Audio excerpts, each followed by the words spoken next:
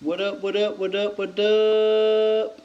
Back again, back again. Okay, so we're here on part two, Renaissance Surgery and Anatomy. Part two, we're going to be focusing on William Harvey and the development of the understanding of anatomy and surgery during the Renaissance. So I'm going to twist it round just so that you don't know you're all a star in my eyes, working hard, revising hard.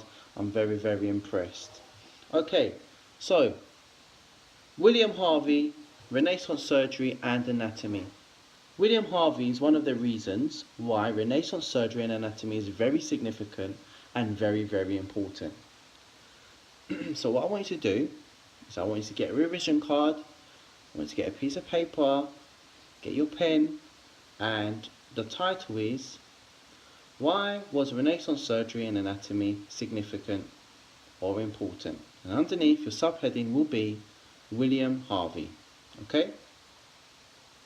I'm going to twist the camera around this time. I'm going to talk at you, give you a little bit of eye contact for a few seconds. Hey, that's enough. Alright, so, okay.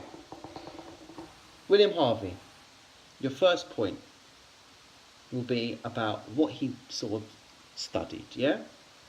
So Harvey studied the heart and discovered that the heart pumped blood around the body. Point done. So Harvey studied the heart and discovered that the heart pumped blood around the body. In one direction though, don't forget, in one direction, yeah? So Harvey studied the heart and discovered the heart pumped blood around the body in one direction. Now, the reason why that's very significant is because, yet again, that bloke Galen, this guy Galen, always coming back, man, always coming back. Galen, in his books, had taught that blood was created as a fuel in the liver. And it's not a case of it just being pumped round for any other reason, it's just being made as a fuel.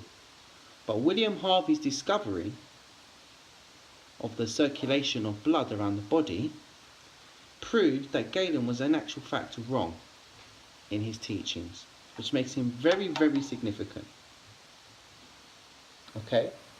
And it's very significant because the realization that blood was pumped around the body by the heart in one direction has allowed us even today to be able to test and diagnose illness and carry out complex organ transplants.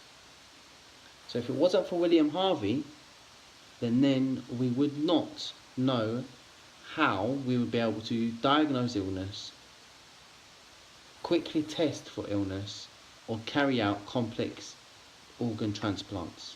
So that's why William Harvey is very significant.